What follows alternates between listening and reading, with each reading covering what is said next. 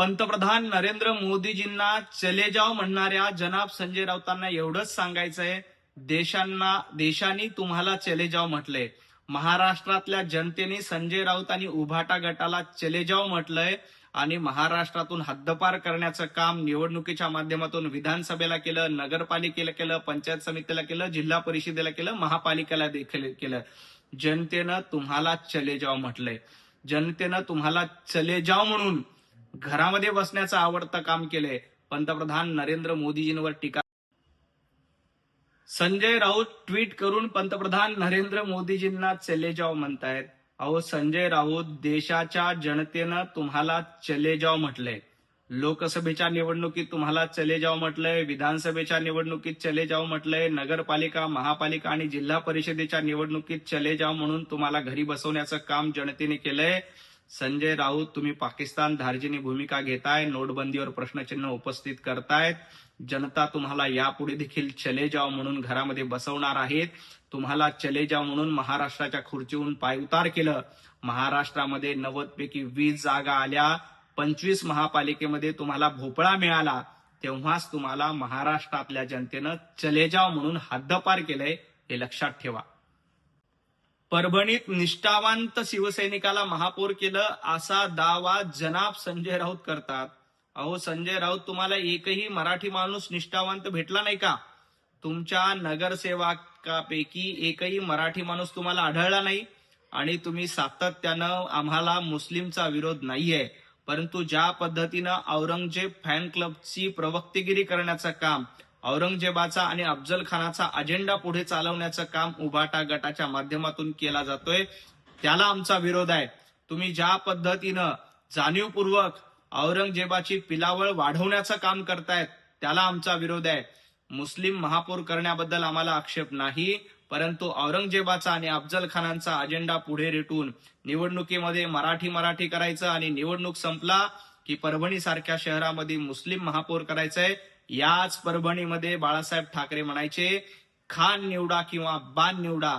दुर्दैवानं उभाटा गट आणि संजय राऊतांनी बाण बाजूला सोडलाय आणि खान निवडलाय. हे देखील महाराष्ट्र बघतोय. चंद्रपूर महापालिकेमध्ये कुणी शेण खाल्लं या भानगडीमध्ये संजय राऊत यांनी पडू नये, कारण 2019ला पहिल्यांदा शेण खाण्याचं काम संजय राऊत आणि उभाटा गटाने केलं होतं. सत्तेसाठी आणि खुर्चीसाठी काँग्रेसच्या मांडीला मांडी लावून बसणं, याला शेण खाणं म्हणतात. ज्या वंदनीय हिंदू हृदय सम्राट बाळासाहेब ठाकरे यांनी सोनिया गांधींचा हयातभर आणि काँग्रेसचा हयातभर विरोध केला होता, त्याच काँग्रेसच्या मांडीला मांडी लावून सत्तेत बसणं, याला शेण खाणं म्हणतात. चंद्रपुरामध्ये हिंदुत्ववादासाठी आणि विकासासाठी युती झाली आहे, तुमच्यासारखी अधर्मासाठीची युती झालेली नाही. हे संजय राऊत यांनी ध्यानात ठेवावं आणि मग शेण खाण्याची भाषा करावी. स्वतः टोपलभर शेण खाऊन इतरांवर टीका करू नये. एकनाथजी शिंदे भारतीय जनता पार्टी सोबत आल्यानंतर 50 खोके एकदम ओकेच्या घोषणा संजय राऊत तुम्ही देत होतात, तेव्हा तुम्हाला लाज वाटत होती का? जेव्हा 50 खोकेचे आरोप तुम्ही केले होते, तेव्हा 50 खोके मोजून देण्यासाठी संजय राऊत बसले होते का? संजय राऊत यांनी ते 50 खोके मोजून दिले होते का? संजय राऊतांनी 50 खोके मोजून देताना त्याच्यात 20%, 25% कमिशन घेतलं होतं का? आज जेव्हा चंद्रपुरात तुमच्यावर आरोप होतो, तेव्हा तुमची जळफळाट होते. पण जेव्हा तुम्ही एकनाथजी शिंदेंवर अशा पद्धतीचे बिनबुडाचे आरोप केले होते, खोटे आरोप केले होते, तेव्हा 50 खोके मोजून द्यायला संजय राऊत तुम्ही उपस्थित होतात का? आधी त्याचे पुरावे द्या.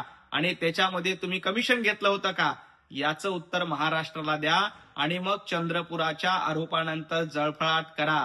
आता चंद्रपूरमध्ये तुम्हाला 1 कोटी रुपये दिले असं म्हटल्यानंतर तुमचा जसा जळफळाट होतोय, तो महाराष्ट्र बघतोय. आणि 50 खोकेच्या वेळात तुमची काय अवस्था झाली होती, तुम्ही कशा पद्धतीने खोटे आरोप करत होतात, हे देखील महाराष्ट्राने बघितलंय.